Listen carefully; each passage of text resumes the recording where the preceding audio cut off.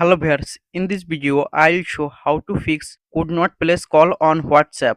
Could not call place because this number is not registered on WhatsApp. When sign in WhatsApp number then you can call on WhatsApp. Let's see how to solve this problem. Tap on hold WhatsApp. Click on app info. Tap on storage and cache. Tap on clear cache.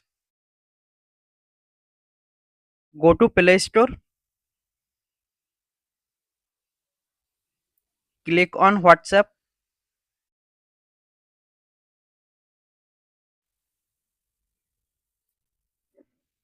Update WhatsApp app.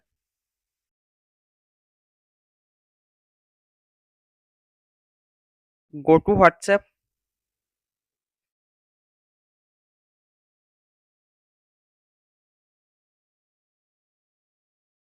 WhatsApp call problem solved. Thanks for watching. Don't forget like and subscribe.